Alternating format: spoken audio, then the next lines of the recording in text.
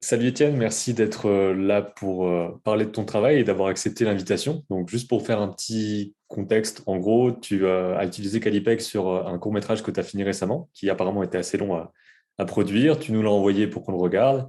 Il est vachement bien réalisé et tout ça. Donc, on s'est dit, enfin, j'en ai discuté un petit peu avec le reste de l'équipe aussi. C'est une chouette vitrine quelque part aussi de montrer ce qui est possible de faire, surtout dans le côté tout seul, parce que c'est aussi un des Mhm. objectifs de cette application-là. Et puis, on va parler aussi de ton parcours au global et de comment tu fais tes animations, parce que en plus de l'outil, l'important, c'est de voir comment est-ce que tu as produit ça. J'imagine que tu as eu plein de difficultés, de trucs où tu as dû trouver tout seul comment faire et tout. Donc, on va se centrer là-dessus, j'imagine. Mais d'abord, est-ce que tu peux te présenter peut-être en quelques mots, expliquer ce que tu Ouais, fais et qui tu es? pas de problème. Merci pour l'invitation et cette introduction. Du coup, ouais, bah moi, ça m'intéressait de participer là, de vous envoyer cette vidéo parce que comme je disais, pas un profil d'animateur. Je travaille pas dans l'animation. J'ai pas fait d'études d'animation. J'ai juste fait des études de son. Dont je suis sorti en 2014. J'ai bossé dans plein de trucs différents, plutôt tournés audiovisuel, mais pas animation. Ok. Et vu bah, que j'aime bien dessiner, que j'aime bien l'animation, que je tâtonnais un peu en stop motion, j'ai voulu me mettre à l'animation 2D et je tentais un peu Activity Paint et des trucs comme ça, mais c'était pas toujours simple et du coup j'ai tenté par Calipeg et c'est là où ça m'a permis de vraiment attaquer plus facilement, plus simplement, de découvrir une meilleure manière comment fonctionnait l'animation et de pouvoir attaquer du coup ce court métrage que j'ai terminé bah, la semaine dernière après, qui m'a pris ouais, 1 an et demi à peu près. Ouais, donc c'est de toute façon, c'est toujours en solo, c'est le temps va forcément s'étendre énormément. Donc je Bah, sais pas d'ailleurs, enfin le court-métrage, je crois qu'il dure 8 minutes, quelque chose comme ça, je sais plus. ouais, c'est ça. Donc c'est assez costaud aussi. Est-ce que tu as su assez vite que ça allait durer aussi longtemps et donc le travail que ça allait Non, demander? Ou est-ce que tu as laissé non, non, couler l'histoire et puis après c'est parti Euh, en je, longueur quoi? je, je me suis directement fait piéger hein, dans ma tête. J'allais pas passer Ouais. autant de temps dessus. Je savais que ce serait long, mais pas à ce point. Euh, à l'origine, en fait, l'idée c'était de faire un petit projet. Je participais au podcast d'un ami à moi qui s'appelle Alix Rock Jeunesse, dont le podcast s'appelle Histoire à emporter. Où Mhm. l'idée, en fait, c'est de s'appeler comme ça, tout simplement, de discuter d'une idée de scénario qu'on a. On s'est dit tiens, l'autre jour je marchais, j'ai eu cette idée dans la tête et de la développer un petit peu et d'en discuter pendant 1 heure, essayer de l'étoffer, essayer d'en faire quelque chose. Pas forcément pour faire un film derrière, mais juste en fait pour se dire, je laisse pas mourir cette idée, j'en fais quelque chose, et à voir en fonction. Et là du coup, nous on est parti sur une idée que j'avais eue. J'ai dit, tiens, on va faire le podcast, j'ai une idée qui est débile, mais elle me fait rigoler. J'ai imaginé un espèce d'ogre avec des mains énormes, et en fait, ses mains seraient tellement grosses qu'il ferait balancier et il jouerait du piano avec ses pieds. Et j'avais juste cette idée, à partir de là, on a commencé à se poser des questions de bah, qui est cet ogre, qu'est-ce qu'il veut, pourquoi il joue avec ses pieds, qu'est-ce qui pourrait être intéressant, à développer vraiment une scénarisation autour de cet acte simple. Et suite à ça, j'ai fait bah l'idée me plaît vraiment bien, ça devrait pas me prendre trop de temps, je vais faire un film quoi, genre Ouais. sur un malentendu, dans 3 mois c'est bon, c'est réglé. Et là où était le piège, c'est qu'à ce moment-là, j'avais pas d'emploi, donc j'ai pu les 2 3 premiers mois vraiment rusher. J'ai fait, j'ai quand même tout préparé à l'avance, préparé toutes mes séquences, mes découpages et tout. Mes 2 premières séquences, qui représentent 3 minutes environ sur la durée totale de 8 minutes à la fin, ça m'a pris 2 mois et demi, 3 mois à faire, parce que j'avais le temps, je me suis dépêché et tout. Ouais. Et après, j'ai fait, bah, en fait, je suis pas du tout tiré d'affaire. J'ai fait un petit break de plusieurs mois. Après, j'ai trouvé un emploi, donc pour réussir à continuer d'animer le soir en rentrant chez soi, ça prend beaucoup plus de temps. Et c'est comme ça que ça a traîné. Et d'un projet que je pensais faire en 2 3 mois, il m'a pris 1 an et demi au final. Ouais. Donc ça veut dire qu'au départ, c'est une idée visuelle, c'est un design de C'est ça. perso, juste une image qui a flashé comme ça, et après, tu as développppé donc quel autre personnage pourrait intervenir, quel sera le rythme de C'est l'histoire. J'imagine que tu es passé par des storyboards et tout. c'est ça. Et, juste vraiment c'était vraiment, même le design n'était pas encore sûr. J'avais juste une histoire. Je voulais un ogre. Je sais pas. J'étais dans la thématique un peu conte. C'est le moment où j'ai commencé à faire un peu de piano, donc je me dis tiens, du coup j'ai intégré le piano dans cette image de log que j'avais dans ma tête avant même que ce soit un scénario ou quoi. Et je me suis dit tiens c'est marrant quoi, c'est juste marrant d'imaginer ça et qu'est-ce qu'on peut faire. Et donc là c'est là comme je te disais de se poser les questions de qu'est-ce qu'on veut raconter, qu'est-ce qu'on veut faire, que ce soit pas juste en soi j'aurais pu juste me dire tiens je fais juste une petite animation, ce que j'aurais pu faire tu vois, mais là l'intérêt c'était de se dire bah on va essayer de trouver une finalité à ça, de vraiment raconter quelque chose. Ouais. Et voilà. Et c'est comme ça qu'un an et demi après, on se retrouve un peu piégé et dire mince, j'ai passé vraiment énormément de temps là-dessus alors que c'était juste une idée à la con. Et ce qui est chouette, c'est que maintenant, tu as t'as une production complète parce que j'ai vu que sur ton site, as mis des exemples de stop motion, des exemples d'animation. Mhm. Et C'est ça. il y a un peu ce côté, bon, comme ce que je fais moi, finalement, j'ai pas fait Mhm. de projet complet, il n'y a pas un court-métrage ou un truc comme ça, mais il y a des petits bouts par-ci, Mhm. par-là. Et là, donc, tu as quelque chose que tu peux proposer dans un C'est ça. festival, que tu peux proposer pour entrer dans un studio, ou des choses comme ça qui prouvent Bah, pour de vrai que tu sais faire plein de trucs, quoi. exactement, ouais, c'était un peu la finalité aussi, parce que je me suis posé la question de vraiment d'essayer d'en faire quelque chose, parce que en animation, surtout en animation 2D, j'avais fait des petits cours comme ça pour tester des petits trucs de 10 secondes, de 15 secondes, juste des petits concepts, des tests d'animation. En stop motion, pareil, j'avais fait des trucs peut-être un peu plus recherchés, mais à chaque fois, c'était resté dans le cadre personnel, et notamment parce que j'utilisais des musiques non libres de droit, et donc moi j'étais en mode, Mm. ma finalité, c'est pas de les proposer, c'est pas d'en faire quelque chose. Et pour celui-là, c'est ça que je me suis dit, mince, peut-être que là, je pourrais peut-être en faire quelque chose, peut-être que je peux faire la musique moi-même, comme ça, je suis pas embêté avec des histoires de droit, j'ai tous les droits sur mon film, et ouais, je sais pas encore là où j'en suis, là, je l'ai vraiment fini il y a pas longtemps, donc je sais pas quel sera son avenir après, mais j'aimerais bien réussir à en faire peut-être quelque chose en fonction de comment un film, entre guillemets, amateur comme celui-là peut trouver sa place ensuite dans Ouais. l'écosystème cinématographique d'animation 2D. J'ai encore du mal à savoir à ce niveau-là. Bah, en termes de court-métrage, il y a quand même plein de festivals un peu partout, que ce soit en France, Mhm. à l'étranger. Il y a vraiment plein de trucs où tu peux le proposer. Je crois qu'il y a même des sortes de formulaires en ligne où tu dis voilà, le lien est là Mhm. et Ouais, c'est ça. tu précises le Mhm. truc et puis tu peux assez facilement, en tout cas, proposer ton film. Et j'ai l'impression Mhm. il y a des festivals selon l'envergure du festival. Il y en a qui vont accepter plus ou moins tout le monde et d'autres qui vont être un peu plus Mhm. sélectifs, mais il y a moyen comme ça Oui, d'être bien vu sûr. à différents Mhm. endroits, quoi. Donc, à mon avis, c'est Bah, une bonne piste, quoi, à explorer. bah c'est ouais, c'est ce que je compte essayer. On verra pour la suite. Ouais. Et donc, tu m'as dit aussi que là, justement, avant qu'on fasse cette interview, tu étais très pris sur un dossier parce que tu veux rentrer Mhm. dans l'école La Poudrière et ça m'intéresse de faire un petit point là-dessus, même si tu n'y es pas et Mhm. que donc tu connais pas les choses de Bien l'intérieur sûr. directement. Mais je pense qu'on l'a jamais vraiment évoqué en détail, ou en tout cas un peu plus complet sur la chaîne. De ce que j'ai compris, c'est une école de réalisation. Donc, c'est plus un C'est ça. profil de auteur plutôt que de C'est ça. technicien. Donc c'est une école publique de réalisation qui se situe à Valence dans la Drôme où ils cherchent des profils à partir, il y a un âge minimum de 22 ans et chez moi ils cherchent des profils déjà animateurs. La plupart des personnes qui y vont sont des personnes qui ont déjà un profil qui est marqué dans l'animation, qui ont pu faire des écoles comme, je sais pas moi, l'MK, les SAT, toutes les autres écoles d'animation, qui ont déjà un métier d'animateur, qui témoignent de plusieurs années dans ce travail-là, mais qui veulent vraiment se spécialiser dans la réalisation et non plus dans l'animation pure. Ok. Et qui a un style. Après, il y a vraiment une ambiance dans les films de la Poudrière, qui est une ambiance moi qui me plaît bien, qui est très avec beaucoup de charme, beaucoup d'introspection en fait. Les films se reconnaissent assez bien. Et moi, ce qui m'intéresse là-dedans, c'est bah, à la fois ce charme que j'aime bien, plus vraiment le côté réalisation, qui est celui qui m'intéresse. Au final, la technique pure de l'animation, c'est pas forcément ce qui me motive le plus quand je démarre un film, parce que moi, ce qui m'intéresse le plus, c'est de raconter quelque chose. C'est pour ça Ouais. que quand on a eu cette idée de l'ogre qui jouait du piano avec les pieds, on s'est dit, bah, qu'est-ce qu'on va raconter avec cet ogre, en fait, au-delà du simple délire de le faire animer, de l'animer sur un piano. Et voilà, moi, c'est ça qui m'intéresse dans cette école-là, mais c'est pas forcément simple parce que normalement, des profils sans école d'animation et sans avoir travaillé dans l'animation, c'est pas trop ce qu'ils recherchent. Ok. D'où Mais le fait voilà, qu'avoir une production, même si elle est faite en solo, ça c'est montre quand ça. même qu'il y a eu quelque chose de fait, quoi. C'est ça en fait qui a, enfin c'est ce que je me dis. Après, je suis pas dans, dans la tête des recruteurs, mais mon argument moi, c'est de me dire voilà, certes, j'ai pas la technique, je suis peut-être un peu faible techniquement par rapport à d'autres dossiers, mais j'ai peut-être cette volonté de vouloir faire quelque chose de mes films, de vouloir trouver ma manière de raconter les histoires, même si en soi j'ai pas, j'y connais rien et que je tâtonne, mais je cherche quoi. Donc, voilà, c'est ce qui Est-ce m'intéresse dans que, cette école-là. est-ce que tu sais combien de personnes à peu près rentrent dans cette école? Parce que si c'est public, j'imagine que c'est peut-être encore plus sélectif, parce qu'il n'y a Ouais, pas forcément beaucoup de place, quoi. alors j'avais déjà tenté l'an dernier, et donc on était une centaine. Il y en a 20 qui passent ensuite pour les épreuves écrites et orales, et ils en prennent 10 à la fin. Et Ouais. du coup, je suis allé aux écrits, aux oraux l'année dernière, mais c'est pas passé ensuite pour la suite.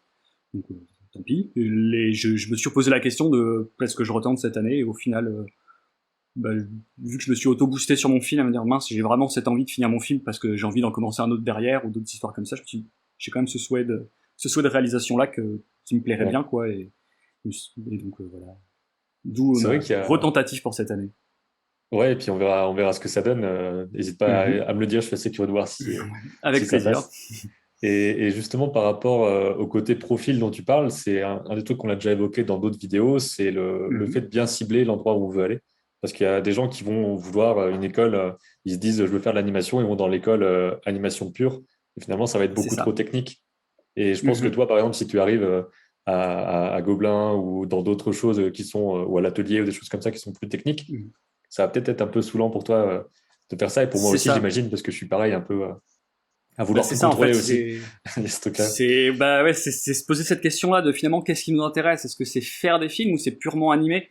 Et moi, à la base, donc, comme je disais, j'ai un profil, j'ai fait des études dans le son, où je me suis après spécialisé dans l'animation, et ça m'a un peu, entre guillemets, déçu quand j'ai commencé à travailler dans le milieu, parce que je me retrouvais en fin de chaîne, en fait. Le son, t'es forcément en fin de chaîne.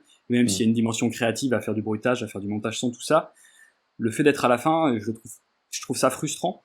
Je comprends qu'on puisse trouver ça, qu'on puisse aimer, qu'il y a un côté où on se prend, il y a moins de responsabilités, il y a moins d'enjeux, tout ça. Mais j'ai pas suffisamment l'impression de créer quelque chose, et c'est pour ça que quand j'ai commencé à refaire de l'animation, je me suis dit tiens, je vais peut-être essayer de travailler comme animateur quelque part et tout. Et bon, je me suis fait recaler comme pas permis parce que clairement j'ai pas le niveau.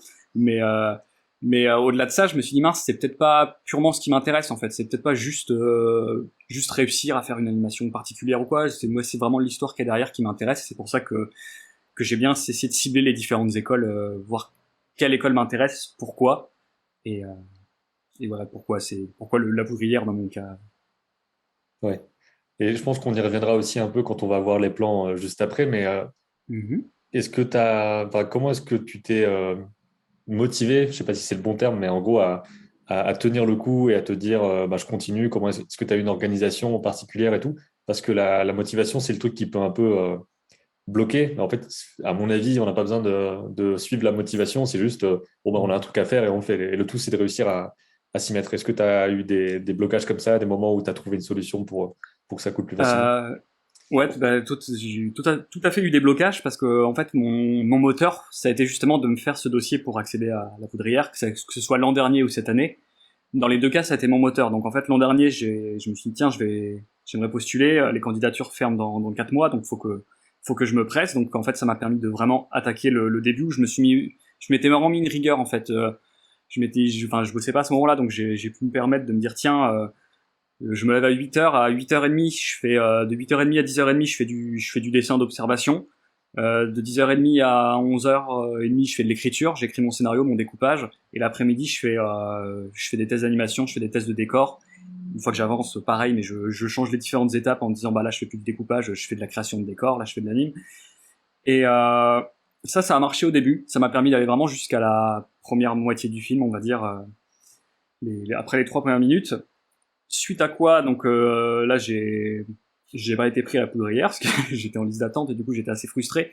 Et là, gros coup de descente, je me suis dit bah, à quoi bon quoi, genre je suis même pas à la moitié de mon film, ça m'a pris énormément de temps. Là, je viens de trouver un boulot donc j'ai plus le temps de faire ça la journée. Comment je vais m'en sortir?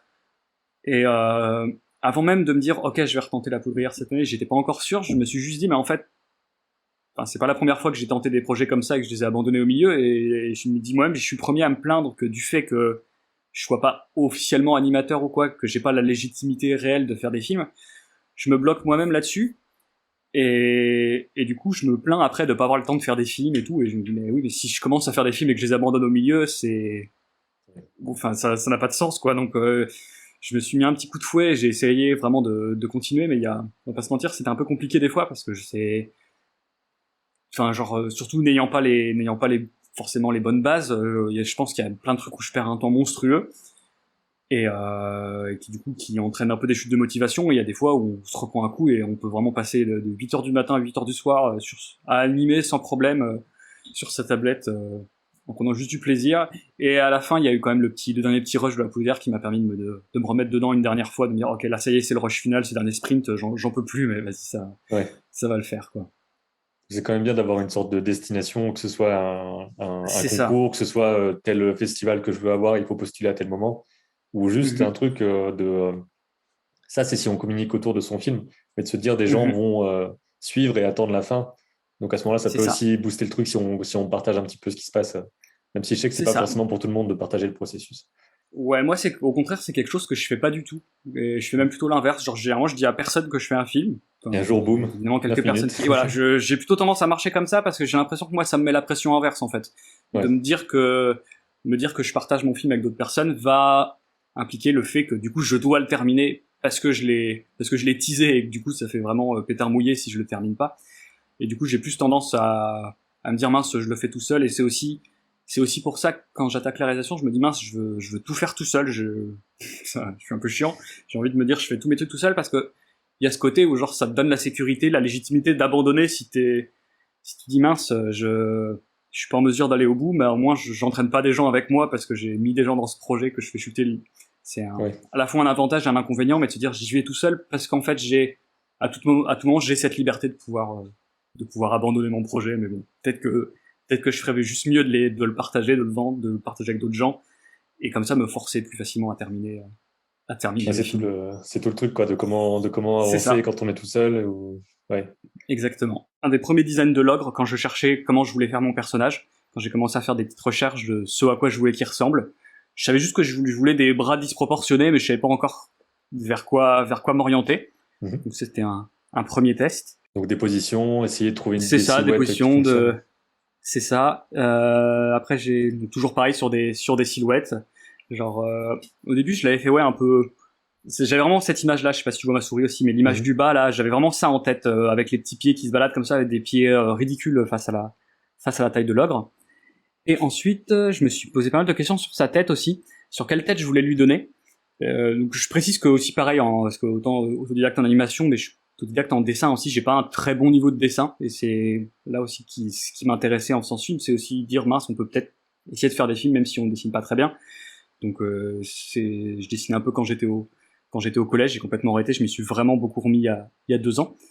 Ouais. Et du coup, bah, en cherchant, voilà, quand je cherche à faire une tête, au final, elle se ressemble un peu toutes, et je trouvais pas du tout la tête que je voulais pour mon ogre, parce qu'en fait, je voulais qu'il ait l'air un petit peu sympa, en fait. Je voulais me détacher de l'image de l'ogre purement méchant, un énorme truc méchant. Je voulais un truc imposant, mais avec un petit côté attachant quand même, C'est un peu un peu attirant. Et le monstre triste c'est qui est ça, rejeté, mais exactement. il est pas malveillant, quoi. C'est ça, je voulais juste lui donner une prestance, une allure, mais voilà, sans vouloir le faire monstrueux. Et du coup, je suis parti sur ça. Il a un petit peu changé au cours du film, hein. Il est allé sur un an et demi. Au final, son design a évolué, mais globalement, c'est voilà le design que j'ai choisi pour l'ogre. Ma manière de travailler, je suis parti sur des fonds à l'aquarelle, parce que pour apprendre à dessiner, j'ai fait plein de petits carnets, dont des carnets à l'aquarelle. C'est le seul moyen de colorier que j'ai trouvé un peu sympa. Je déteste le colorier. Et Ouais. l'aquarelle, je trouve ça hyper agréable pour le coup. Donc, j'ai fait mes fonds à l'aquarelle. Et je me suis dit, je vais tester de faire des fonds comme ça papier, les scanner, et ensuite les importer dans Calipec pour pouvoir faire mon animation dessus. Donc voilà, genre mon fond de base, celui qui revient le plus souvent dans le film, c'est celui-là. Ce qui veut dire que ça, c'est technique qui peut être vachement bien de scanner, justement, d'avoir des rendus de crayon. Là, c'est vraiment juste crayon sur papier Ouais, ou encre sur papier. Et donc, on garde même le grain de la feuille en arrière-plan. Et ça, c'est assez chouette. c'est ça. C'est exactement ce qui m'intéressait. Je voulais vraiment enfin, on va voir après sur un plan plus rendu du film ce que ça donne, mais je voulais vraiment le côté papier dans le film et même sur mes personnages après que j'ai choisi vu que j'aime pas colorier et que je manquais de temps, j'ai fait vas-y, je vais faire le deuil de la couleur pour ce film. Mes personnages ne sont pas colorés, je les ai fait couleur papier et j'ai rajouté de la texture après en montage sur Premiere pour redonner encore plus ce côté-là. Mais ouais, au final ça marche bien. J'avais peur, j'ai fait des petits tests avant en me disant mince, est-ce que ça va vraiment marcher si je prends un fond que j'ai dessiné moi-même, que je traite vite fait dans Photoshop pour rattraper les couleurs et que je l'importe. Est-ce qu'une animation paraîtra crédible? Est-ce qu'on aura quand même de la profondeur? Et au final, oui, un petit peu. Genre, c'est pas. Et puis, Je pense que c'est il y a le côté pas artisanal qui ressort aussi, le côté, c'est fait un main, truc quoi. Ouais, fait c'est ça. main. Et je pense que ça Mhm. peut, même si honnêtement, je trouve que l'animation du film, elle est chouette, hein. Parce que tu dis que t'as pas le niveau, machin, mais dans le contexte du film, l'univers fonctionne bien graphiquement, aussi grâce à ce côté rendu. Et donc, ça, quelque part, même s'il y a des maladresses à certains endroits, bah, ce genre de rendu peut aussi les excuser un petit peu, parce que ça fait comme un carnet animé, finalement, C'est ça, visuellement, bah, quoi. c'est ce que je me suis dit aussi en attaquant le truc, c'est jouer sur le côté croquis, sur le côté un peu mal fait pour un peu excuser ce qui pourrait paraître un peu faiblard, c'est ça, pour jouer sur l'aspect, mais c'est pas, j'ai pas tenté de faire un truc hyper réussi techniquement et au contraire, un côté un peu sketching, exactement pour justifier ça. Ouais. C'était un peu intentionnel. Tu as assez rapidement trouvé le style du film, alors parce que Enfin, ou alors là, on voit Ouais. juste les recherches qui ont été sélectionnées, mais sinon, l'univers a déjà l'air cohérent avec les recherches, en fait. En fait, je suis parti sur des croquis que je venais. En fait, je revenais de la région d'Annecy et j'avais fait des petits croquis là-bas. Ouais. Est-ce que je dois en avoir un là? Hop, le voilà. Qui en fait, qui était vraiment un croquis qu'on a fait, que j'ai fait autour d'une promenade. Et se promener, il y avait une montagne comme ça. C'est exactement la même que j'ai refaite dans le film après. Et c'est une période où j'ai commencé à faire des croquis en me disant, ça, c'est ça qui va me faire progresser. Et là-dessus, je j'ai pas changé d'avis. C'est ce que je dis à tout le monde qui me dit, mais moi, je suis nul en dessin. Non, non, genre, faites des croquis, vous allez voir, ça vient tout seul. Vos croquis du début Mm. sont dégueulasses, ils sont affreux. Et genre d'un coup, le niveau monte en flèche. Et du coup, en fait, l'avantage de ce carnet de croquis, c'est que je me suis dit, bah ça, je sais le faire. C'est quelque chose que je sais faire, que je peux faire vite. Et du coup, je revenais d'Annecy, j'avais fait ces décors d'automne, et je me suis dit, bah tiens, j'aimerais bien ça. C'est un truc qui colle à ce dont j'ai envie pour le film. Et après, pour le château, j'ai fait une petite recherche. Au final, bon, je sais pas si toi, c'est un de tes films de ton enfance. Moi, totalement. C'était le château de Prince et Princesse de Michel Oslo. Qui, Ah, je pense je pas sais pas l'avoir si- vu, mais j'ai déjà ah, vu ça, des images, mais je l'ai pas vu petit en tout cas. moi, ça, c'est vraiment un de mes coups de cœur de intemporel. Il y a un château qui est un peu comme ça, avec une roue qui tourne comme ça sur le côté, et j'avais vraiment envie de reprendre un design un peu similaire. Donc, je suis Ouais. parti là-dessus pour l'inspiration. Et ensuite, j'ai un petit peu de village, et c'est pareil, je voulais un côté un peu médiéval. Je me suis aperçu il y a vraiment 2 semaines, je suis con en fait, j'ai fait le village d'Astérix et Obélix, j'ai même pas remarqué quoi. J'avais même pas vu en fait que un espèce de mélange entre l'attaque des Titans et Astérix et Obélix quoi. Et, C'est vrai que j'ai pas fait le euh, rapprochement, mais maintenant que tu le dis, ouais, je vois. et ouais, je pense que, mais moi j'ai juste de faire le rapprochement, mais je pense que c'est assez clair.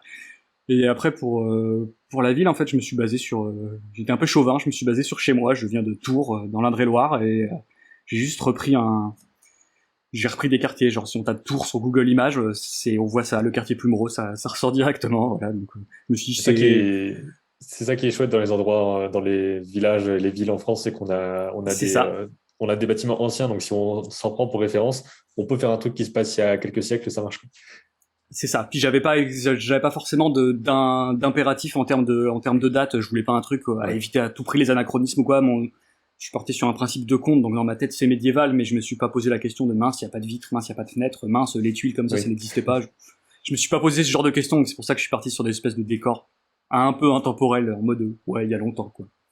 Et d'ailleurs, là, on voit les recherches où on voit le château, on voit une ville de nuit, des choses comme ça. Est-ce que tu as Mhm. dessiné ça en te disant, OK, il y aura un château, il y aura ça, et que l'histoire se construisait avec les recherches, ce que tu peux faire quand tu travailles tout seul? Ou Mhm. est-ce que tu as tout écrit et ensuite tu as dit, OK, il faut tel truc et tu as recherché? Alors non, j'ai plutôt tout écrit. Alors Ouais, je vais retrouver, je vais peut-être avoir un exemple là. En fait, on s'est posé la question en fait quand on a fait ce fameux podcast avec mon ami, on s'est dit genre où va notre histoire et c'est là qu'on s'est dit tiens, il y aura un château, il y aura un cimetière, il y aura un village et ça se passera entre ces trois lieux en fait. Donc ça a été acquis dès le début. Donc au-delà de la recherche de juste tu vois qu'on peut voir là sur ce dessin où je faisais des petites recherches pour les personnages, au-dessus je me suis dit tiens, je verrais bien le château là dans un coin, le cimetière en dessous, le village là, pour avoir un plan général au début du film où on voit absolument tout, et avoir quelque chose de très simple, très posé, vraiment format conte en 3 parties. Et donc il y a des trucs qui ont changé au fur et à mesure, mais globalement j'avais en tête les différents éléments que je voulais. Il y a une scène qui se passe dans le château. J'avais fait ces petites recherches là, et c'est là où j'ai commencé à me poser des questions parce que sur les autres films d'animation 2D que j'avais fait, j'étais toujours parti sur du plan fixe à la fois on va pas se mentir, hein, par pure flemme parce que c'est plus facile, hein, et parce que après moi j'aime bien le plan fixe. On a toujours l'impression que c'est une excuse de branleur de dire ça, mais non, genre j'aime vraiment bien ce qu'apporte le plan fixe. Dans mon film, j'ai que des plans fixes parce que j'aime bien quand il se passe des trucs au sein de quelque chose qui bouge pas. En fait, ça apporte ouais. une sensation de réel et de rythmique que j'apprécie vraiment. Et c'est donc j'avais toujours fait des plans fixes jusque là. Et là, je me suis rendu dit mince, comment je réfléchis ma mise en scène dans de l'animation. C'est beaucoup plus compliqué que sur de la prise de vue réelle où on peut juste se mettre au milieu de la pièce, dire bah, tiens, je vais filmer d'ici, je vais filmer de là. Alors que là, faut commencer à se dire mince, faut que je réfléchisse, tout se passe dans ma tête. Mon piano est là, mon truc est là. Où est-ce que je mets ma caméra pour avoir tel angle?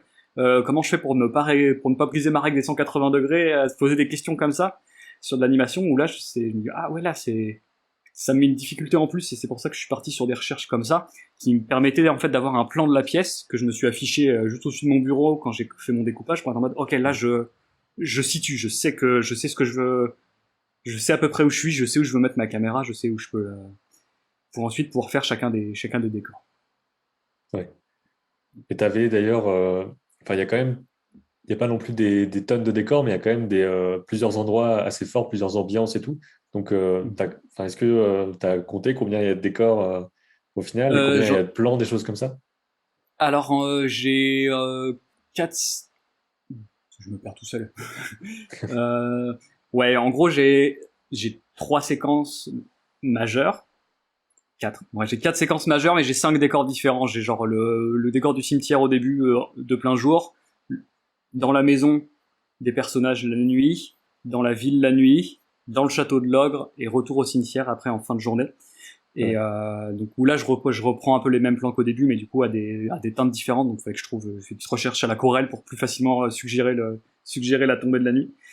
Et donc ouais, j'ai fixé en essayant de limiter au maximum parce que je me dis mais plus on fait de plans, plus c'est compliqué parce qu'en fait on n'y pense pas. Mais à chaque fois on me dit ah mais ton film il dure 8 minutes, mais c'est combien de temps par seconde? Et, enfin, une question classique j'imagine qu'on pose à toute personne qui fait de l'animation.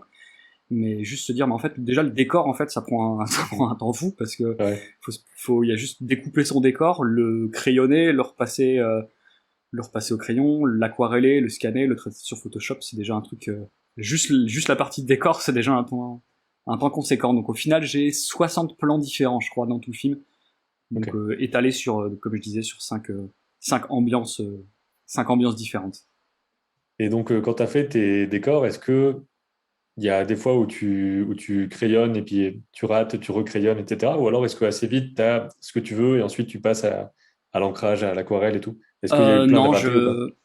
non, il y a quand même pas mal de recherches. J'ai quand même fait pas mal de recherches, genre sur certains trucs où j'ai eu un peu de mal. Au début, ça va, parce que je me suis vraiment parti d'un croquis. C'est-à-dire la première scène.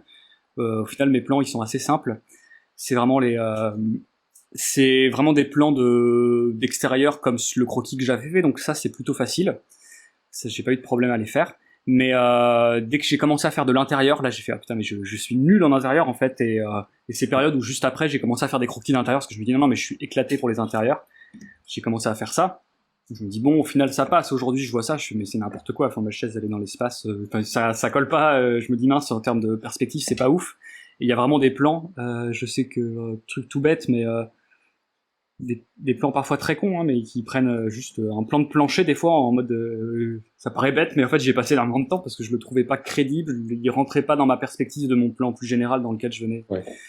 je venais refaire un plan plus coupé. Donc non, surtout les scènes d'intérieur et aussi pour donc, il y a une partie du film qui tourne autour d'un piano et ouais, dessiner le piano c'est un truc où j'ai où j'ai bien galéré et pour le coup je suis allé prendre des photos du piano que j'avais chez moi pour me dire ok genre comment bien faire un angle de piano, comment bien représenter les éléments.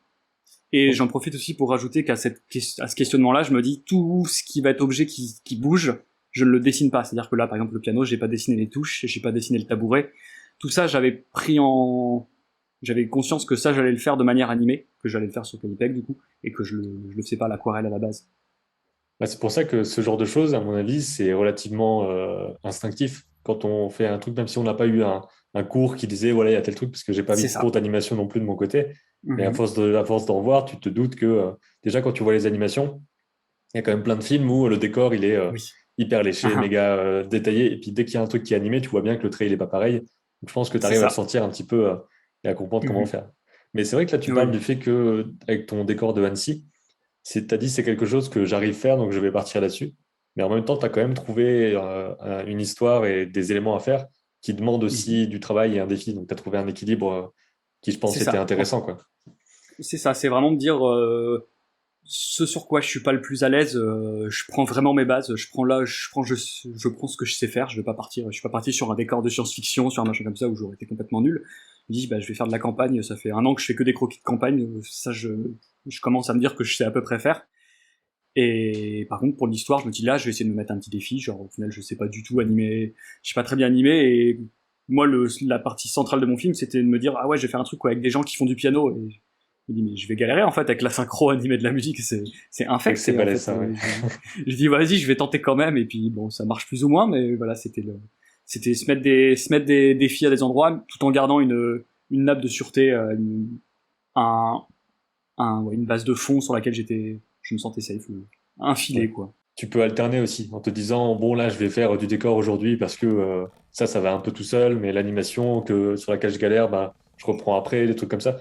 Surtout que là, C'est tu fais ça. tout, donc tu as quand même moyen de mixer les choses. C'est ça, c'est qu'il y a des moments où en fait on peut se dire genre là je galère vraiment là-dessus, mais vas-y je me fais plaisir, je fais autre chose, je fais un décor, je fais un truc et ça fait vraiment du bien en fait de pouvoir se dire je peux me reposer sur d'autres trucs. C'est pareil, quand je suis arrivé tout à la fin, j'ai fini mon animation, je me suis dit mais en fait j'ai pas du tout fini, il faut que j'attaque le son. Ouais. Et même si bon, ça fait un moment que j'ai arrêté de travailler vraiment dans la post-prod son, mais genre c'est quand même revenu vite et même si j'ai perdu, je me suis dit mince genre j'ai quand même de la chance là-dessus parce que là je gagne énormément de temps. Ça me permet vraiment de rattraper un retard là où ça pourrait être quelque chose qui serait vraiment conséquent pour des personnes moins habituées Oui, de ce c'est sûr que côté-là. le son, si t'es pas du tout dedans, je pense que ça peut être un énorme C'est ça. défi. Je sais pas comment tu as procédé en termes de. Enfin, parce que la musique, du coup, tu l'as composée, tu l'as enregistrée, etc. Mais pour les bruitages, par exemple, est-ce que tu as fait les choses toi-même? Est-ce que tu as récupéré des choses que tu as mixées à droite à gauche? Alors j'ai fait toute une passe de bruitage parce que généralement c'est un peu comme ça qu'on travaille, c'est on fait dans les projets où il y a des moyens, on met toujours une passe de bruitage parce que ça va toujours rapporter quelque chose de plus organique en fait, de plus agréable. Donc j'ai fait plein de bruitages moi-même. C'était un peu galère parce que bruitage d'extérieur en fait c'est compliqué aujourd'hui de se dire je vais dans un endroit et il n'y a pas de bruit, il n'y a pas de bruit de route, Ouais. il y a juste un bruit de forêt. En fait c'est très difficile. Genre je pensais que ce serait beaucoup plus simple et même quand j'ai réussi à trouver la vieille forêt du fin fond du département où j'étais un peu tranquille, évidemment c'était le jour où il y avait des collégiens qui faisaient de la course d'orientation donc c'était une Ouais. galère pas permise. Moi j'étais là avec mes pelles et mes pioches pour enregistrer mes bruitages. Ils se demandaient clairement ce que j'étais en train de faire. J'ai fait beaucoup de bruitage, mais après forcément je passe par des banques sons. Moi j'ai des banques sons de côté que j'utilise souvent, donc que je commence à connaître et je sais à peu près lesquels sont plus orientés vers ce que je veux. Ça paraît bête, hein, mais on se dit toujours bah il y a bruitage c'est du bruitage, mais non il y a des bruitages plus orientés cartoon, des bruitages plus orientés juste pour un même pour un bruit de porte en fait il y a 1000 bruitages différents et tous ont des ambiances différentes et ça se ressent dans les banques sons. Donc au final même si j'ai l'impression d'avoir fait énormément de bruitage, la plus grosse partie de mon film reste des bruitages de bande son qu'on vient rajouter. Parce que même quand je mets un petit coup de pioche d'un personnage, ben, je vais venir rajouter un petit bruit, il me manque un bruit de terre, donc je vais rajouter un petit bruit de terre, je vais rajouter un enregistrement de voix, un essoufflement, tous ces trucs là en fait en son c'est pareil, c'est comme comme pour de la peinture en fait, dès qu'on se met à faire des détails en fait on s'arrête plus. Ouais. J'ai pris en photo ma session de travail sur du coup j'ai fait ça sur Pro Tools qui pour le coup est un peu compliqué, mais ça c'est l'ensemble des sons du coup que j'ai utilisé sur le film, alors qu'au final quand on regarde le film on se dit bah il est pourtant assez discret justement parce que ce qui m'intéressait dans le film c'était le silence et pourtant en fait ça vient vite en Ouais. fait, on rajoute vite beaucoup de bruitage donc, Donc donc ça avec veut une dire que petite là, part de bruitage fait main. de toute façon, en son, j'imagine que c'est toujours comme ça. C'est vraiment un mélange de plein de choses que tu vas mettre à différentes intensités. Je sais C'est pas si ça. c'est le bon terme, mais que tu vas. Est-ce que tu as eu des choses à faire aussi en termes d'ambiance? Je sais que parfois des bruitages sont enregistrés dans un endroit qui a une certaine acoustique, alors que toi, tu n'as pas besoin Ouais. de cette acoustique-là, des choses comme ça. Bah totalement, ouais, ça c'est un truc où faut assez se méfier aussi. Moi j'ai fait en sorte d'enregistrer la plupart de mes bruitages dans une pièce qui était en fait la pièce dont je me suis inspiré pour faire le truc en fait. C'est-à-dire que quand j'ai fait mes quand j'ai fait mes décors, j'avais une pièce en tête qui est une pièce chez ma mère dans la maison où il y a un piano pareil en fait et c'est une grande pièce avec d'une vieille maison en pierre avec par terre du carrelage. Mhm. Et en fait, l'avantage, c'est que je savais que tout ce que j'enregistrais là-dedans, bah, ça sonnerait cohérent parce que c'était la même pièce au final que dans le film. Donc ça, ouais, ça a été un gros avantage parce que normalement, sinon, au bruitage, on fait vraiment en sorte d'enregistrer en studio, d'être le plus neutre possible pour ensuite venir traiter. Là, je suis parti avec l'avantage en me disant, bah, je tourne déjà dans le lieu qui m'intéresse, donc j'ai pas besoin de traiter. C'est aussi pour ça que je suis parti enregistrer des bruitages en forêt, parce que je me suis dit, bah, j'ai pas envie, si je les enregistre en intérieur, on va entendre que c'est une pièce, surtout sur des bruitages de pelle ou des machins comme ça qui résonnent beaucoup. Alors qu'en me disant, bah, je l'enregistre dehors, je gagne des étapes de mixage en fait. J'ai déjà Ouais. mon mixage naturel. Pareil pour le piano que je voulais enregistrer. J'avais un petit synthé chez moi que j'aurais pu utiliser. Je fais non, j'aimerais, au-delà de la qualité du son, je voulais le vieux piano désaccordé de chez moi parce qu'en fait, il allait être déjà dans la même pièce, donc déjà prêt. Et Et puis sinon, surtout, pour tout ça ce qui est correspond à bruitage, l'histoire, quoi. C'est sûrement un vieux bah c'est piano ça. qui est En fait, là. c'est déjà cohérent à la fois narrativement, diégétiquement, et à la fois en termes de mixage. Et du coup, bah, après, j'ai commencé à rajouter mes bruitages et je fais putain, je sais pas, ça prend pas, il manque un truc et en fait je suis putain mais je suis con, évidemment, faut que je mixe. En fait, j'ai perdu des réflexes qui sont évidents quand je sortais de mes études, c'était évident, mais genre, tous mes bruitages que j'avais à rapporter dans ma scène, ensuite, il faut que je les traite et que je crée ce qu'on appelle un bus de reverb avec des effets de reverb propres à cette pièce-là, propres à une pièce d'intérieur comme ça, pour que ça puisse coller à cette ambiance-là, que sur les extérieurs, évidemment, il n'y a plus de reverb parce qu'on est dehors, pour ensuite, pouvoir mixer tous ces éléments-là pour que ce soit cohérent avec le film. Et ça, c'est un avantage où je me suis dit, j'ai quand même de la chance de me rappeler, je suis content d'avoir appris à faire ça. Ouais. Genre, je dis toujours que je suis autodidacte en animation parce que effectivement là-dessus j'ai pas de cours, mais le bruitage reste et le son reste une partie de l'animation qu'on considère pas trop, mais qui au final fait partie du métier et qui sur des projets comme celui-là permettent aussi au film d'être cohérent. Parce que je pense que si le film avait un son vraiment dégueulasse, il marcherait un peu moins bien, quoi. Oui, c'est clair, comme n'importe quel support vidéo, C'est etc. ça. C'est le truc où si t'as pas de connaissances du tout, à mon avis, tu vas devoir prendre quelqu'un. Si tu fais ta production C'est tout seul ça. et que tu as vraiment zéro en termes d'audio, il va falloir que tu emploies une personne, quoi. C'est le truc où tu peux pas faire autrement, à mon avis. Si tu veux C'est avoir un ça. Là, c'est minimum de qualité. Mhm. C'est ça le piège, et c'est ça qui est aussi frustrant avec le son, c'est que la plupart du temps, on cherche pas forcément un bon son. Il y a peu de gens qui vont dire ah ton film il a un bon son, on va te dire t'as une bonne musique mais pas t'as un bon son. Et c'est un truc qui me frustrait quand j'étais en technique son, c'est qu'en fait on cherche juste à faire un truc normal, à ce que les gens ne remarquent pas qu'il y a un mauvais Mm. son. Et Ouais, c'est horriblement frustrant comme sensation en fait. Donc voilà je vois. pourquoi je préfère aussi faire toute la chaîne, pouvoir dire que je peux faire du son certes, mais sur un truc que j'ai animé d'abord. Ouais. Et avant de passer à l'animation, est-ce que tu as des parties de storyboard, par exemple, ou de recherche de découpage ou quoi? C'est toujours pareil en fait, les storyboards quand on les fait, enfin, je sais pas si c'est pareil pour toi ou pour d'autres personnes, mais quand on travaille tout seul, forcément le storyboard, il est Il assez faut que ce soit enfin, compréhensible par nous-mêmes, quoi. Ouais, c'est c'est ça clair. en fait, c'est que je me pose pas la question de mince, j'ai une équipe technique qui doit comprendre ce que j'ai dans la tête, parce que là Ouais. je sais très bien que c'est juste, je le fais juste parce qu'il faut que j'y vois clair, faut que je me reperde le nombre de plans, que je compte, que j'économise mes plans. Mais en soi, voilà, j'ai pas passé tant que ça sur les storyboards parce que je savais à peu près ce que j'avais en tête. Là, j'ai mes deux premières parties.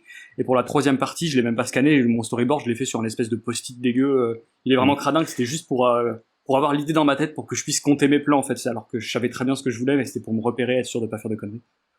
Et voilà, Est-ce que tu as eu un animatique aussi où tu animes ton storyboard ou... Parce que là, je vois qu'il y a vraiment une image par plan et que c'est pas détaillé avec différentes poses. Donc peut-être que tu n'en as pas eu.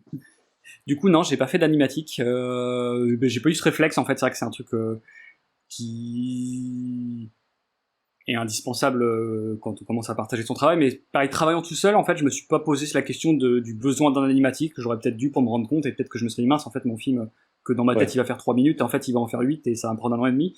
Je me suis peut-être fait piéger là-dessus, mais non, pour le coup, j'ai juste fait mon découpage, et après, je suis parti directement sur les plans. ok. C'est un peu le bordel, tous mes plans sont là, c'est parce que là, en fait, je savais que c'était la fin, que j'avais mes séquences. En fait, j'ai bossé avant, je bossais vraiment par dossier, par séquence.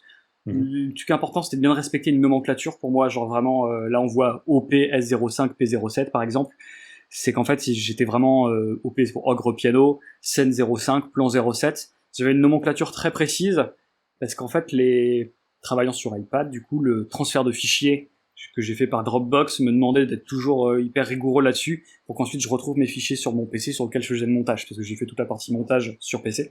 Ouais. Donc du coup, il fallait bien que je puisse retrouver mes éléments comme ça. Donc Dans tous les cas, il faut le ça faire paraît un par peu le défaut. bordel comme ça. Il faut le Ouais, faire par défaut d'avoir une nomenclature, même si on est tout seul, parce que c'est 2 mois après, tu te rappelles plus qu'est-ce qui est quoi, ah où ouais. ça va. Enfin, Puis j'ai vraiment des plans, genre s'il y a pas là, ça passe parce qu'on voit le personnage qui est dessus, mais quand le personnage y est pas, c'est complètement illisible. On voit à peine ce que c'est, on s'y perd complètement. Donc j'ai ouais. marché comme ça par nomenclature. Et en fait, là moi j'ai un petit peu galéré, c'est que niveau place, niveau stockage, en fait ça faisait beaucoup de plans, très vite beaucoup de plans, beaucoup de gigas. Et en fait, je pouvais pas avoir deux séquences en même temps. Donc dès que j'avais une séquence terminée, je faisais des fichiers Calipec que je mettais de côté, que je rangeais et tout, que ensuite je supprimais pour faire de la place. Donc là, j'ai juste T'as mes combien deux dernières de séquences. t'as combien de stockage dans... Enfin, quel iPad t'as en fait pour travailler dessus? Alors, je connais pas bien ma référence, mais en gros, j'ai 64 gigas, si je dis pas de Ouais. bêtises, et j'en ai genre 60 utilisés par Calipeg. Alors que j'ai même pas toutes mes séquences, c'est juste que, mais toujours pareil, je suis pas sûr d'utiliser le logiciel exactement comme il faut. Ah, là, Euh, de ce niveau-là, il y a pas vraiment de choix. C'est juste que vu qu'il y a plein d'images, il va forcément falloir les stocker. Et c'est pour c'est ça ça. aussi que là, en fait, quand c'est dans le studio, c'est décompressé. Donc ça veut dire que tu l'ouvres Mhm. et il est prêt à l'emploi. Et Ouais. on pourrait, par exemple, les faire archivés dans le studio. C'est un des trucs auxquels on Mhm. réfléchit peut-être pour la suite. Et en gros, ça voudrait dire que quand tu cliques sur un plan dans ton studio, bah, il y aura un temps de chargement qui Ouais, sera il y le aura temps un petit d'import, chargement. quoi, quelque part. Oui, je Et comprends. là, pour l'instant, c'est automatique et tu rentres dedans et c'est direct. Mais c'est vrai que si tu Mhm. veux économiser de la place, tu l'exportes en point .peg, le truc il va C'est faire ça. 20 fois moins Bah, d'espace et puis voilà quoi. c'est ce que j'ai fait en fait. Une fois que j'avais terminé mes plans, donc que j'exportais ensuite, que je récupérais sur ordi et que je validais ma séquence, en fait, je rangeais ma séquence comme ça de manière en mode ok, j'ai plus besoin de la ressortir. J'ai dû ressortir quelques plans. Bah, il y a toujours des petites retouches à faire, mais voilà, Mhm. c'était comme ça, je fonctionnais. Et ensuite, ouais, je prends un plan comme ça. Alors, Et juste pour info, tu as procédé dans l'ordre chronologique ou tu as décidé de faire tel et tel plan d'abord et tout?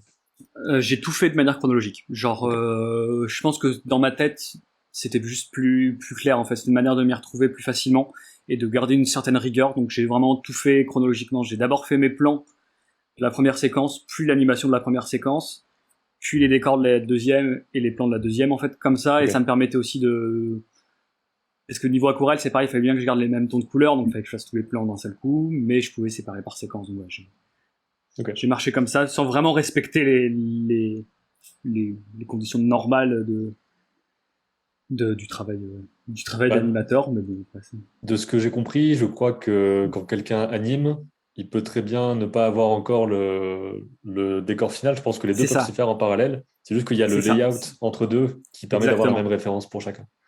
c'est ça. Alors que moi, du coup, j'ai directement travaillé sur fond terminé. Ouais. D'ailleurs, juste Et pour préciser le truc, là, c'est une version bêta qu'on voit à l'écran. ah Donc, c'est oui, une autre interface qu'on est en train d'améliorer, etc. Donc, si les gens utilisent l'application au moment de la sortie de l'interview, elle ne sera pas comme ça. Mais voilà, ça fait un petit aperçu en même temps de ce qui peut changer par la suite. oui, c'est vrai que bah au final, oui, je suis parti pour tester l'application sur la bêta et au final, j'ai fait quasi tout le film sur la version bêta. Donc à chaque fois, donc je partais de mon fond. Ensuite, je faisais des images clés, mais de manière complètement vraiment rough en fait, avec un Mhm. généralement au stylo bleu.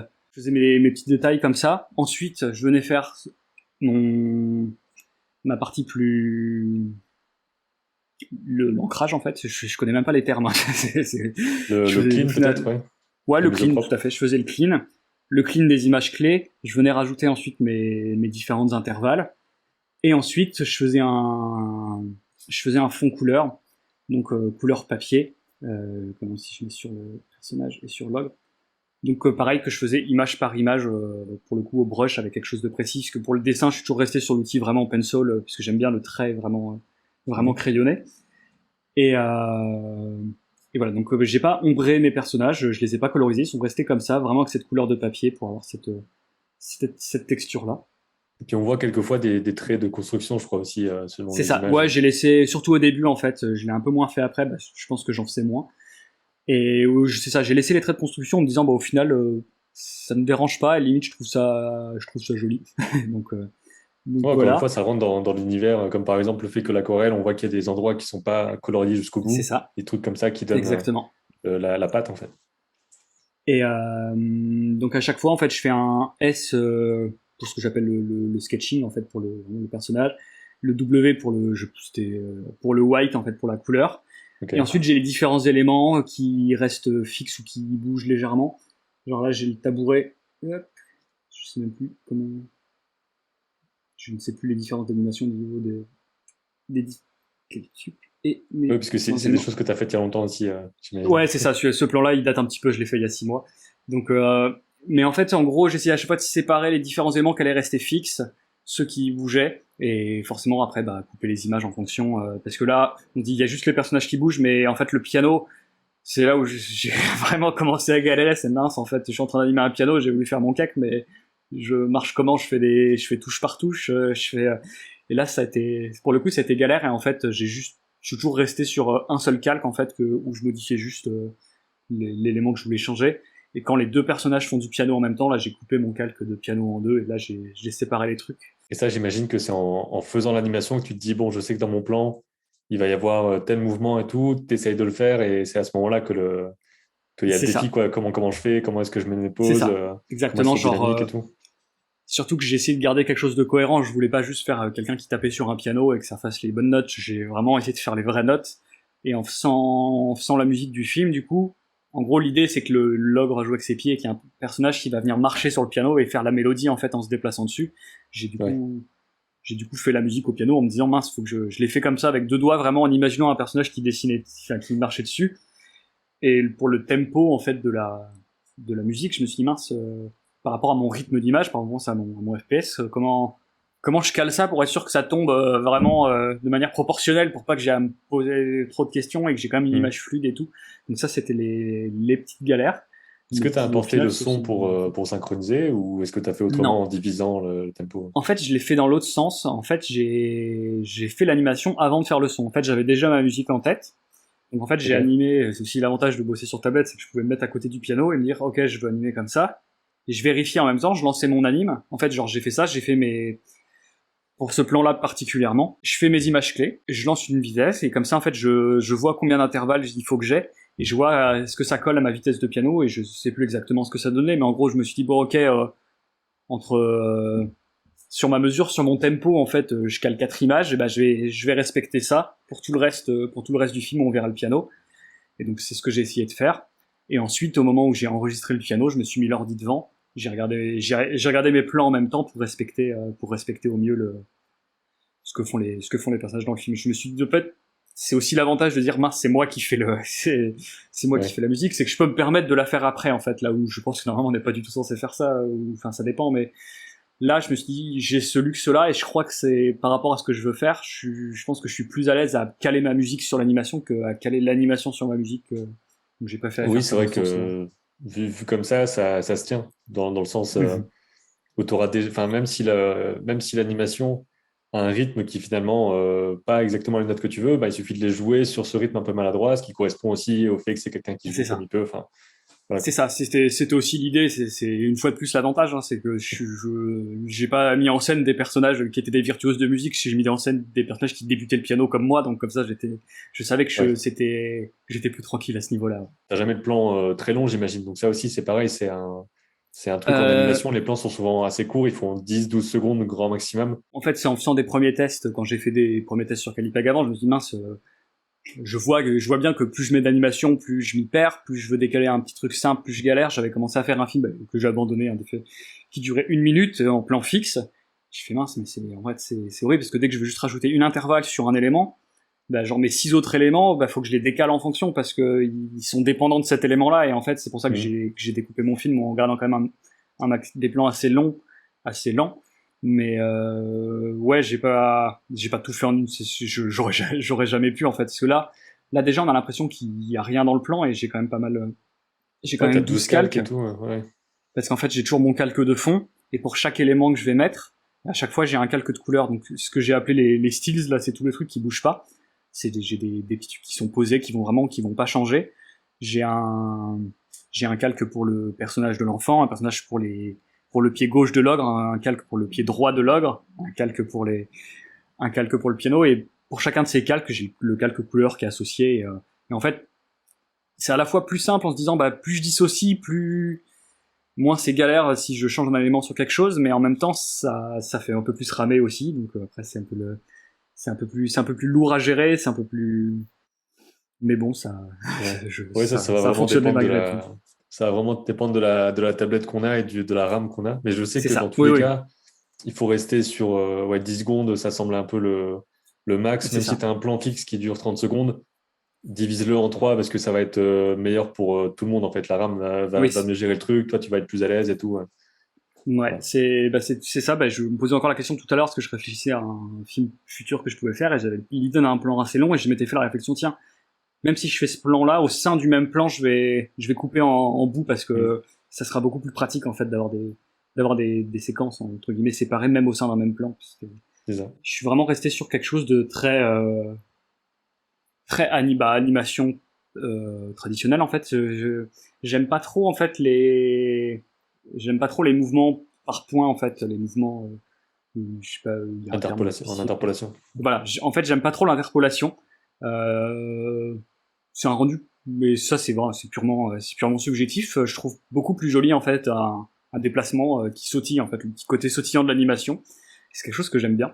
Et du coup, j'ai vraiment tout fait image en mode image par image. J'ai pas fait un cycle de marche que j'ai déplacé. À chaque fois, j'ai bougé mon personnage image par image. Donc j'ai un plan en tête où ça fonctionne pas du tout et c'est parce que c'est une marche en profondeur, donc mon personnage a complètement planté. Mais c'est quelque chose que j'aime bien et qui, j'ai l'impression, peut aussi tendre la main en fait quand on n'est pas forcément habile en animation et avoir ce côté très très simple en fait. Bah juste, je fais un dessin puis je le refais après, mais qu'à bouger en fait. Et je suis vraiment resté là-dessus sans faire trop de copier-coller, vraiment très. Et c'est là aussi là-dessus, je pense Ouais. que j'ai perdu un peu de temps, mais vraiment dessin par dessin quoi, à moins de faire une boucle de 10 images là de temps en temps. Mais avec Après, cette idée vraiment très. le côté interpolation et transformation, c'est vraiment dans des cas spécifiques. Je sais que parfois, j'ai Mhm. fait des persos où je fais Mhm. un cycle de marche, ensuite je fais un buste, Mhm. une tête, C'est ça. et je vais mettre le buste, la tête dans un calque transfo pour que ça bouge de haut en bas. C'est juste histoire de me Mhm. faciliter un peu la vie, mais en vrai, dans l'anime tradi, ben, tu fais ton truc, ta marche, elle est vraiment en fait, je sais plus comment on appelle ça, mais pas après pas, et Ouais, le c'est personnage se ça. déplace dans la feuille. Mhm. Normalement, c'est C'est vraiment ça. le truc qu'on apprend en école d'animation de le faire traditionnel, quoi. Mhm. Ouais, mais c'est vrai qu'il y a encore aujourd'hui énormément de studios qui travaillent avec sur un format plus puppet et plus interpolation quoi. Mais voilà, juste pour dire qu'au final, moi, je suis pas trop parti là-dessus. Je suis vraiment parti sur juste des dessins quoi, des suites de dessins Mm. aussi bêtement. C'est ce qui me parle le plus Et aussi, finalement. C'est vraiment ouais, bah la c'est transfo, je l'utilise en tant qu'un peu, comment on dit ça, une sorte de béquille presque pour faire qu'un truc soit un peu plus c'est fluide ça. et éventuellement après je l'aplatis pour que ça fasse quand même des feuilles Mhm. séparées et que ça fasse C'est un ça. côté Oui, c'est ce que j'ai saccadé. remarqué. Ouais. Mais Mhm. sinon, je fais le truc à la main, je peux faire aussi ce rendu dessin, c'est aussi pour ça qu'on fait une appli de dessin, quoi. C'est qu'on va avoir un C'est ça. rendu granuleux avec du trait et tout.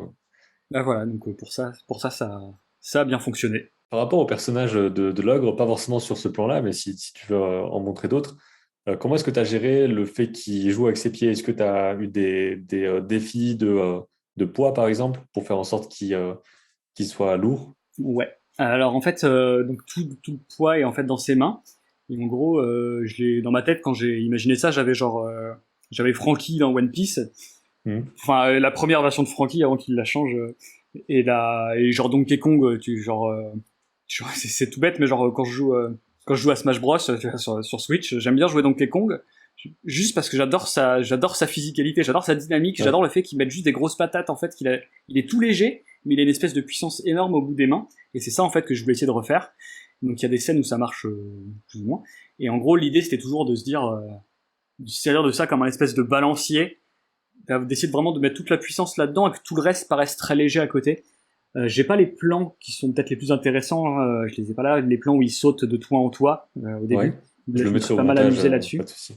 Ça marche. Bah, notamment, il y a un plan de face où je me dis, quand je le revois, c'est vrai, je me dis, mince, je me dirais vraiment le générique de la saison 1 de l'Attaque des Titans, mais on va dire que c'est pas ma faute. Tout tournait toujours autour de ces mains-là, de se dire, ok, comment elle va se placer, comment elle va se situer, comment son corps va réagir en fonction de ce poids-là qui va être l'élément maître, en fait, du personnage. Et là, par exemple, donc là, c'est la scène où, en fait, Log va se rendre compte qu'il n'arrive pas à jouer avec ses mains. Mhm. Et donc, il va poser ses mains au sol avec un petit temps pour les refermer pour marquer le. Et là, en fait, où j'ai hop, tout doucement basculé, je sais pas si c'était très fluide, basculer en fait son corps en avant pour Ouais. justement soulever et là vraiment avoir cette sensation de balancier en fait où on voit vraiment le corps et que finalement tout le reste pèse rien en fait par rapport à juste ces énormes mains. Et tu redessines les mains à chaque fois parce qu'on voit qu'il y a une petite vibration. Justement, c'est ça Ouais, qui est. c'est C'est ça. une sorte de faux fixe, hein, comme on dit. On refait le dessin comme ça, il y aura une légère vibration. Après, c'est pas forcément évident à faire. Je sais pas si tu as eu des difficultés de ça vibre trop et tu dois faire un dessin plus précis, peut-être. J'ai déjà eu ça, moi. C'est l'idée parce qu'en fait je me suis dit je veux garder ça parce que j'ai l'impression que vu que j'ai un trait très crayonné, voilà, c'est pas simple. Je me suis dit faut que je garde ça en fait pour le film. Et je voyais que ça sautait tout le temps et que dès qu'un personnage devenait fixe, c'était vraiment genre il bougeait plus et j'ai dit moi je suis Mhm. mince, on dirait vraiment qu'il est paralysé, ça marche Ouais. pas quoi.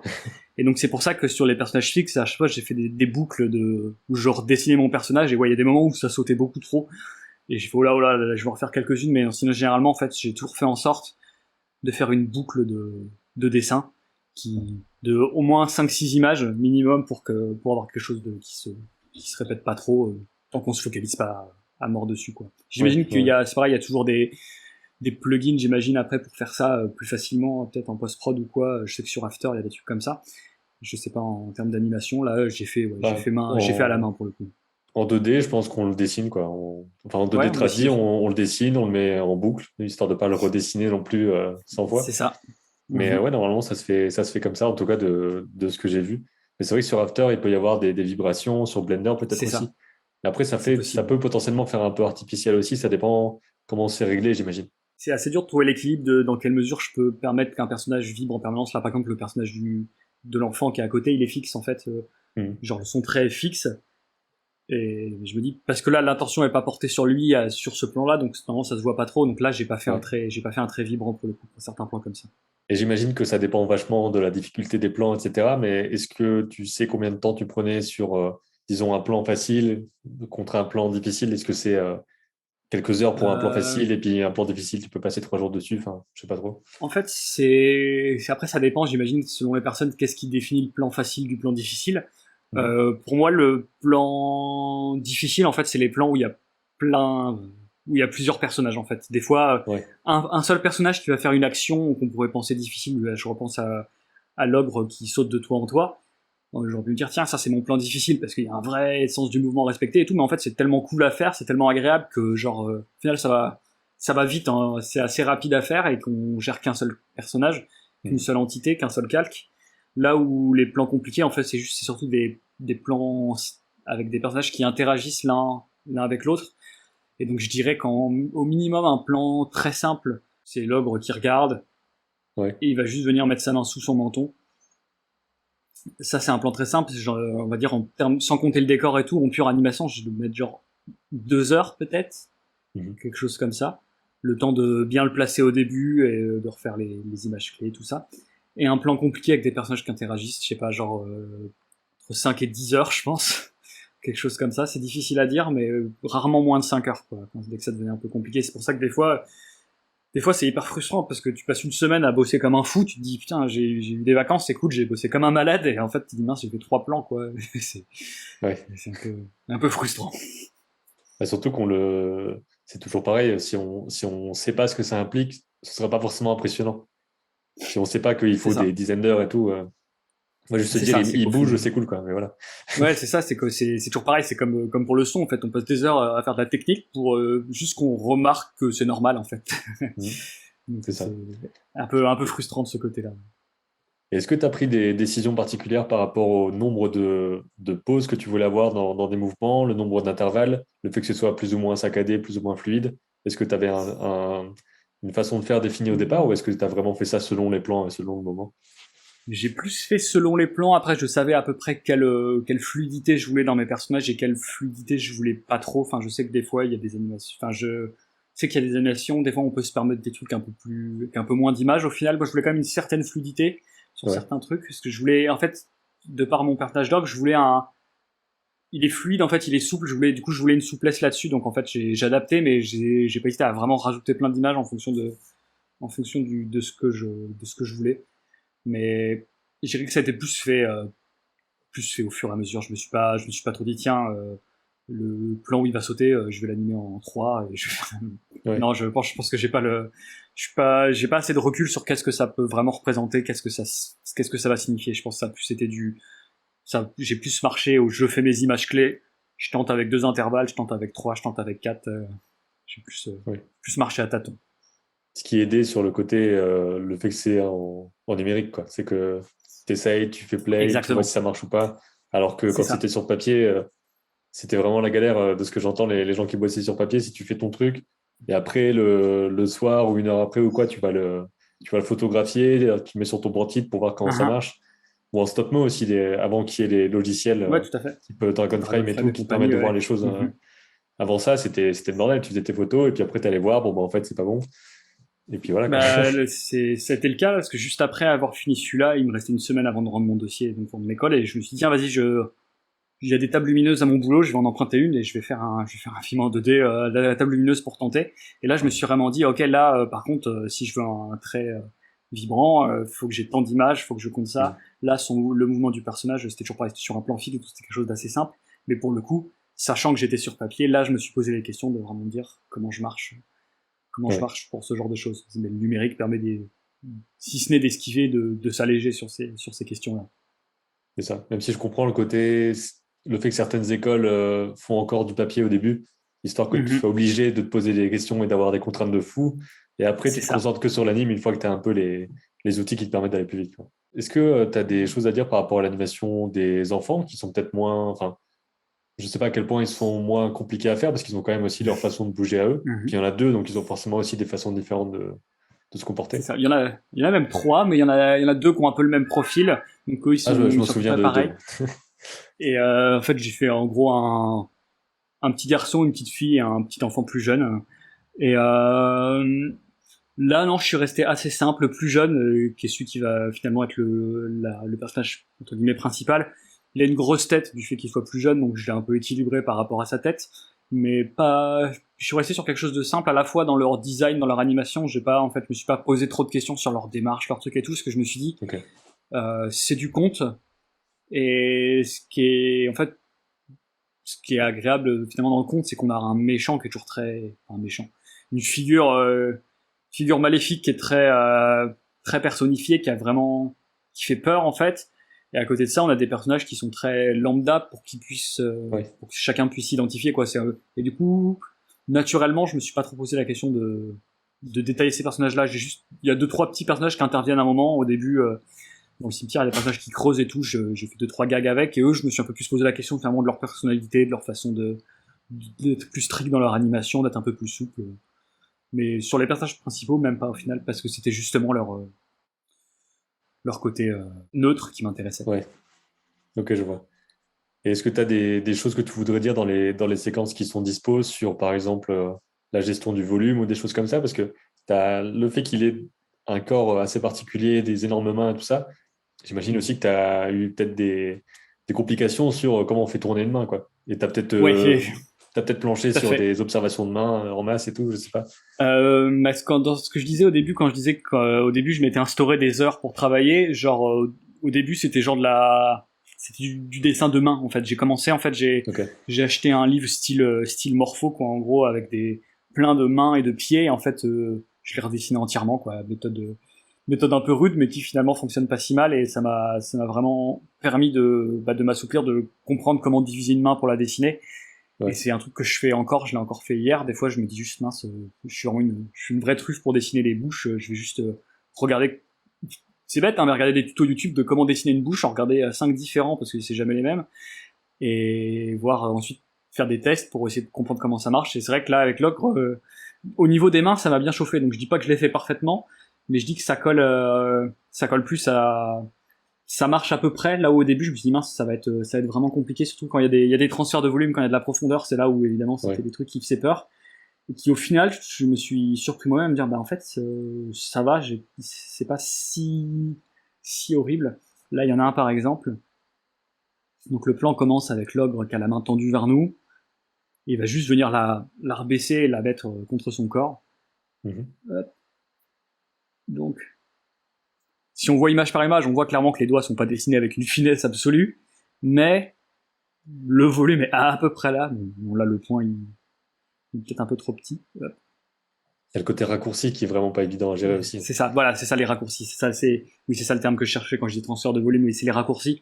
En fait, c'est vraiment au niveau des raccourcis où j'ai galéré au début, et maintenant j'ai l'impression que les raccourcis sur les mains, genre, sans dire que je les maîtrise, ça me fait pas peur, ça me fait moins peur, genre ça a bien donné l'habitude. J'en ai un juste à côté aussi. Donc pour rappel, ce qu'on appelle les raccourcis, c'est on a un membre ou n'importe quelle partie du corps, en gros, par exemple un bras qui est tendu vers la caméra comme ici, et la perspective fait que la longueur est compressée entre la main et l'épaule, alors qu'en vrai elle existe toujours autant aussi longue, quoi. Donc il faut réussir à se débrouiller pour qu'on ait l'impression qu'il y ait la bonne perspective. Et c'est ça. Et bon là par exemple je m'aperçois quand je revois ce plan là que la perspective va pas du tout par rapport à la taille de la main. Mais en gros, là, c'est le log qui va montrer la caméra du doigt pour montrer un personnage. Je dis, mince, mais est-ce que je vais réussir à faire ça? Et là, toujours pareil, hein, c'est du test. Monter la main. Donc, j'y vais doucement pour faire image par image. Hop. En mode I want you for US Army, quoi, un petit peu. Ouais. Mais Et en fait, dans ces cas-là, je me dis vraiment, je vais regarder, en fait, je prends une ref, hein, je pense que je dis ça, mais j'ai vraiment dû regarder un I Want US for US Army pour voir, genre, où est-ce qu'elle situe sa main, genre, c'est bête, mais quand je montre quelqu'un du doigt, est-ce que ma main, elle est plus devant mon visage, devant ça, quelle est Et puis là, par la exemple, quand tu le proportion fais, relative? quand tu le Ouais, fais, bon, c'est le fait qu'il y a un écran devant toi aussi, mais tu vois, tu penches ça, comme ça. uh T'es pas tout c'est droit, ça. quoi. Donc, des Ouais, fois, on c'est pas pourrait avoir assez. ce truc-là qui apparaît et tout. Il y a Donc, tellement de choix que. Mais de toute façon, les références, c'est vraiment un truc normal, quoi. Je sais que mhm, quand des gens veulent se mettre au dessin, il y a un peu ce côté, ben, moi, je veux tout faire de tête et tout, sinon c'est de la triche, machin. Les références, c'est juste mhm, vraiment, vraiment normal de fou. Il faut juste regarder comment ça marche, essayer des trucs, c'est ça. combiner des éléments et tout. Il n'y a pas le choix, on peut pas tout savoir de tête, c'est normal. C'est ça, et pour des angles, des plans qui me paraissent là en les revoyant, je me dis ils sont tout simples, mais en fait je sais que j'ai galéré. Des plans où les personnages jouent au piano, en fait juste l'angle, qui est cet angle-là, en fait, où on se dit ça c'est pas très compliqué à faire, parce que c'est l'image qu'on a en tête de quelqu'un qui joue du piano, qui fait un vieux cover sur YouTube, mais en fait c'est ça, j'ai énormément galéré à trouver la position déjà du piano au moment du décor, puis la position du personnage au Ouais. moment de la réalisation du film. Et là, pour le coup, j'ai pris des photos, en fait. J'ai fait, attends, est-ce que tu peux te mettre sur le piano? Je vais prendre des photos pour voir à quoi ça ressemble et avoir ces références-là pour me dire, ok, j'adapte ensuite en fonction du gabarit de mon personnage. Mais pour savoir à peu près à quoi ça ressemble. Et dans ces cas-là, prendre des photos, prendre des trucs et tout, ça sauve la vie. Pareil pour l'animation du piano. Quand j'ai des personnages qui jouent vu de dos, même si évidemment mes personnages jouent avec les pieds, j'ai filmé en fait pour regarder quels étaient les mouvements d'épaule en fait quand quelqu'un joue du piano. Mhm. Est-ce que c'est assez fixe et c'est juste les avant-bras qui bougent? Est-ce que c'est les épaules qui bougent complètement? C'est des trucs que j'ai regardé pour avoir un truc un maximum crédible parce que c'est du petit détail en soi, ça va pas changer énormément l'animation, c'est juste est-ce que je bouge l'épaule comme ça ou comme ça, mais en fait c'est ça qui va donner toute la crédibilité à un personnage qui est juste pas du tout en train de jouer du piano, qui bouge juste les épaules parce qu'on le voit de dos, mais pour que ça puisse coller avec la musique, avoir quelque chose de cohérent. Donc, ça fait que tu as dû relever des tonnes de défis, finalement, à la fois artistique sur comment est-ce que tu mets en scène les choses. Il y a peut-être eu des défis aussi là-dessus de mise en scène, tout simplement. Donc là, on a vu un peu la partie animation, Mhm. mais au niveau mise en scène, est-ce que tu as eu soit des blocages, soit des moments où tu as trouvé une idée qui finalement marchait mieux, de comment marcher la profondeur du décor, comment montrer un objet, des choses comme ça? Est-ce que tu as regardé des films Euh, pour avoir des références de découpage et tout? Pas tant que ça au final. Je crois qu'en termes de découpage, c'est venu assez naturellement. Il y a quelques plans qui m'ont posé souci. Bah là, j'en vois un par exemple, c'est tout bête, mais c'est juste parce qu'en fait là, c'est un plan où par rapport à tout le reste de la séquence, la caméra est de l'autre côté. Donc c'est un plan qui va Mm. finalement venir dans le dos des personnages. Donc ça, c'est des plans qui m'ont posé problème à me dire mince, comment je filme ça. Celui-là aussi où je voulais un plan vu le dessous en fait depuis une tombe où là je me suis vraiment posé la question de mince, comment je pourrais comment je veux filmer tout ce que je veux dire sur ce personnage d'une telle manière. Je me dis, tiens, mais si je mets ma caméra en fait dans la fosse en fait, dans la fosse du cimetière à côté des autres corps, en fait, peut-être que je peux avoir tout ce qui m'intéresse sur le personnage. Et ça, c'est des idées de mise en scène qui sont venues comme ça en me posant la question. Mais c'est vraiment comme je disais au début de travailler en posant ma scène, en me disant ma scène elle est comme ça. Où est-ce que je me mets pour raconter? Qu'est-ce qui peut être intéressant? Pour tout le passage du piano, je me suis pas mal inspiré forcément de la scène dans Les Noces funèbres de Tim Burton. Je sais pas Mhm. si tu vois où Ouais. ils font un quatre mains au piano comme ça, moi qui est une scène que j'adorais, que j'adore toujours dans un film que j'aime beaucoup, que je trouve un peu sous-estimé. Là où je me suis dit tiens, c'est quoi les angles, quels sont les angles de caméra, comment c'est intéressant de filmer du piano, comment c'est intéressant de filmer tel truc. Ça c'était ouais les questions se sont posées sur des plans comme ça, mais après vu que je suis resté toujours sur du plan fixe entre guillemets, je suis niveau de mise en scène, ça c'est resté assez simple, finalement assez clair. J'ai pas l'impression d'avoir des folies de mise en scène dans le film. Tu vois, il y a peu de plans qui sont en mode oh là le plan, c'est une bonne idée. Non, ils sont toujours très simples, très clairs, très album en fait, très comme un conte en fait. On pourrait Ouais. presque se dire que on tourne juste les pages d'un conte Et donc, t'as animé. pas eu de défi technique de travelling ou de choses comme ça où il aurait fallu penser à comment faire pour déplacer le décor. Il y aurait eu des trucs quand même un peu plus Euh, compliqués, quoi. là voilà. En fait, je savais que j'avais entre guillemets pas le niveau pour ça. Je savais que ça aurait été galère et que c'était pas quelque chose qui m'intéressait dans ce projet particulièrement. Parce que comme on disait, côté compte, côté papier, côté truc, je voulais un truc où vraiment j'avais en fait le style ressemble beaucoup au croquis que je fais d'habitude et Mhm. je voulais juste en fait faire, comme avoir une animation de ces croquis là en fait, raconter une histoire à travers des croquis. Ouais. Donc le choix volontaire de mettre une mise en scène plus simple pour pas se mettre trop de défis, pour pas trop galérer. Là-dessus ça. Il y a un truc que je me demande, par exemple, vu que tu as travaillé que sur iPad, question toute bête, mais est-ce que tu as travaillé à différents endroits? Est-ce que tu emportais ta tablette avec toi pour faire des trucs ailleurs? Oui, j'ai travaillé dans... Ouais, genre, en fait, on va pas se mentir, le défaut numéro un de bosser sur iPad, c'est qu'on s'explose le dos. Je sais pas si t'es d'accord avec ça. Si on Bah, fait pas attention, on a c'est vite tendance à à se bosser. Enfin, moi, recroqueviller. Ouais. c'est ça, à me recroqueviller, à pas bosser sur un bureau. En fait, j'ai toujours fait en sorte de toujours bosser à mon bureau. Mais Mhm. j'ai aussi beaucoup bossé dans d'autres endroits pour pouvoir dans mon salon, pouvoir mettre de la musique, dans des trucs comme ça, pour pouvoir être plus tranquille. Mais ensuite, je me suis pas trop dit, tiens, je vais bosser dans le train ou des trucs comme ça, comme on peut faire des fois sur un petit dessin tout simple. Là, en fait, le problème entre guillemets, d'un gros projet comme ça, c'est que tu te dis si chaque plan, faut que je le pense bien, faut que je le réfléchisse bien. Donc, Ouais. je me suis pas, j'ai eu peur en fait. J'y ai pensé à me dire, tiens, je pourrais faire ça. Vas-y, dans le Flixbus, trop bien, je vais faire je vais faire de En bus, en l'animation. plus, c'est un peu. Ouais, c'est le rêve quoi. Entre l'odeur de vomi, tout ça, c'est que du plaisir.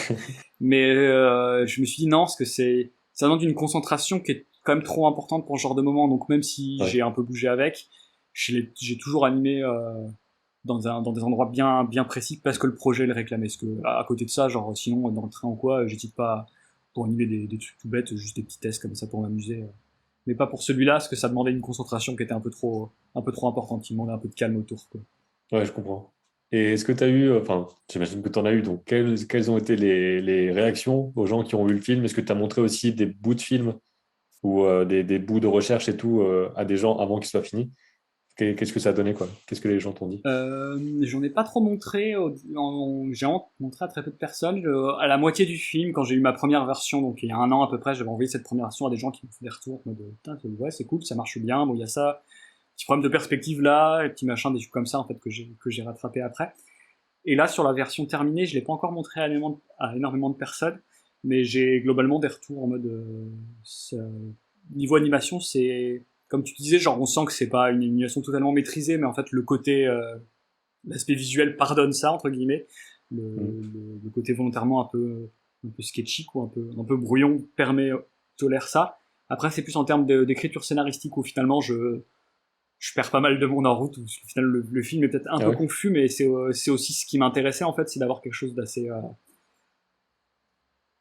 qui sort un peu des sentiers battus. Et je sais aussi que j'ai choqué deux trois personnes parce que bon Mhm. en gros, le film est au final assez violent. Enfin, je sais pas ce que t'en penses, mais Bah, là, on n'a à pas une tout montré, mais certaine, on laissera les gens découvrir c'est ça. le film, quoi. Il y a il y a une certaine violence en fait et qui est, je pense, énormément intensifiée de par le fait que les dessins sont d'apparence toute mignonne en fait, tout enfantin et tout, et que dès qu'il y a une violence qui est pas si terrible, déjà il y a pas du sang partout, mais ça, ça crée un espèce de décalage qui moi m'intéresse et je sais que ce Mhm. décalage là peut déboussoler certaines personnes qui ont vu le film. Ouais.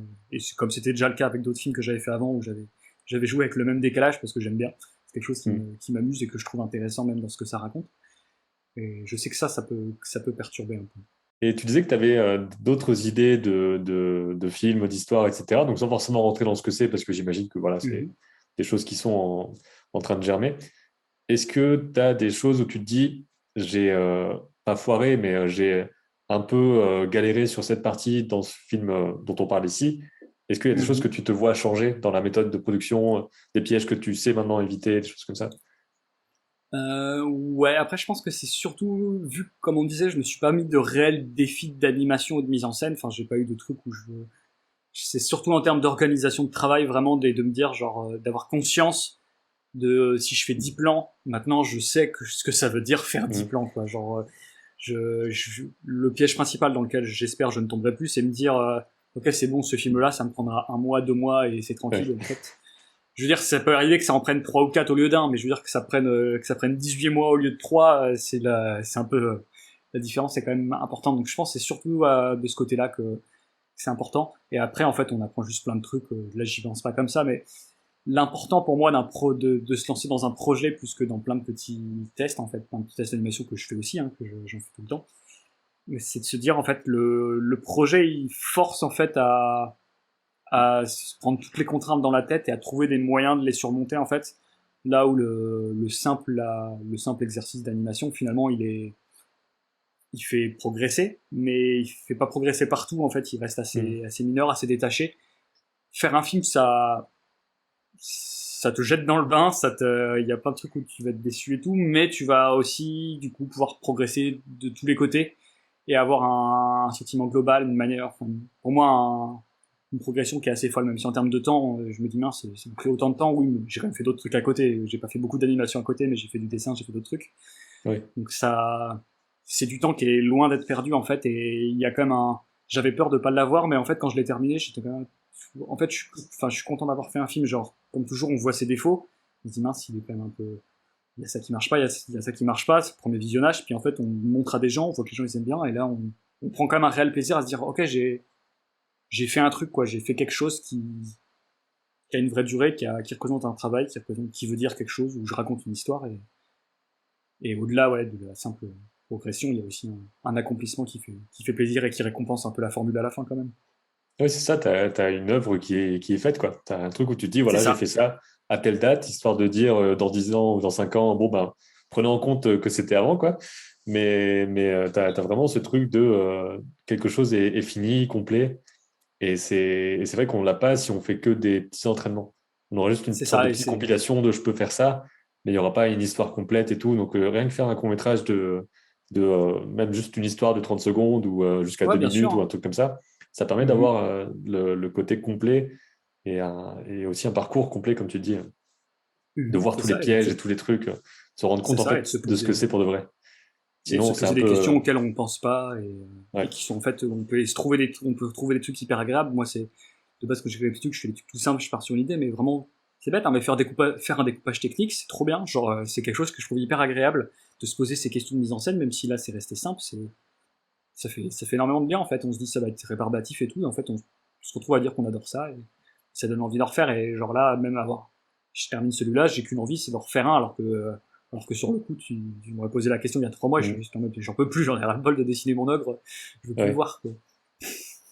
Donc, juste pour préciser, ce que tu appelles découpage technique, c'est voir ce qu'il y a à faire dans le film et te dire, OK, C'est le ça, décor il va être décomposé comme ça, il y aura tel élément et tout. c'est ça. En fait, c'est découpage technique et storyboard en même temps, c'est-à-dire que, comment penser sa mise en scène par rapport à son film, en fait, parce que c'est le moment où l'imaginaire, il est complètement débridé, on fait ce qu'on veut, quoi. On peut Ouais. et c'est pareil aussi en termes de se poser les questions de son décor, de son univers. J'ai eu quelques retours là-dessus de personnes qui étaient frustrées aussi, qui me disent bah on voudrait presque que ça dure plus longtemps en fait, parce qu'on a un début d'univers qui est sympa, mais qui finalement ne va pas qui va pas au bout, mais qui est un peu court. On en aimerait plus. C'est vrai que c'est agréable de se dire ah, c'est trop bien. C'est comme quand on joue au Lego quand on est petit, on dit tiens là je fais mon château, là je fais mon truc, je fais mon machin. C'est le même plaisir quoi. Ouais. Ce plaisir d'enfant quoi. Bah, j'espère que ça pourra motiver des gens à se lancer dans quelque chose, peut-être pas d'aussi long, c'est vrai que ça, c'est vraiment particulièrement balèze, Ouais, bon, mais faut se méfier après, c'est le c'est piège. ça, de créer une histoire, juste prendre un personnage, quelques personnages, un ou deux décors, et puis de voir ce qui peut se passer. Enfin voilà, C'est ça peut ça. être assez enrichissant en fait d'imaginer une histoire courte et de pas partir sur moi, mon univers, il sera machin comme ça, et de vouloir refaire, Mhm. de faire son propre Seigneur des Anneaux, les trucs comme ça, où les gens, des fois, au début, Ouais, c'est ça. ils sont très, je vais faire un truc gigantesque et puis il y aura des films et tout, alors que Exactement. non, faites des petits trucs, c'est important quoi. C'est ça. Et c'est ça, et là, juste partir d'une petite idée comme ça et développer autour de cette idée, se poser ces petites questions-là et prendre du plaisir à faire un film, même si en soi, on n'a pas l'impression qu'on est légitime à faire un film parce qu'on n'a pas fait d'école d'anime, parce qu'on sait pas spécialement très bien dessiner, juste on tâtonne. Ouais, de Et toute façon, pour faire un film, il suffit de le faire, quoi, de s'y mettre et de c'est faire un ça. truc. On est d'accord Voilà. là-dessus. Merci d'avoir partagé ton travail ici. J'espère que ça peut motiver des gens. Je mettrai un lien vers le film et vers ton site, histoire qu'on puisse voir aussi un peu plus complètement ce que tu fais. Et voilà, Mhm. donc je continuerai à suivre, j'imagine, ce que tu produis et tout. C'est chouette. Merci de m'avoir accueilli, entre guillemets, dans cette vidéo à distance. Et puis, ouais, genre, faites des films, quoi. Genre, on peut, grâce à des outils comme ça, on peut juste tous faire des films, on a plus trop d'excuses, quoi. Donc, voilà. J'espère que C'est ça ça, motivera certains. carrément. Merci encore et puis à bientôt alors. Avec plaisir. Salut.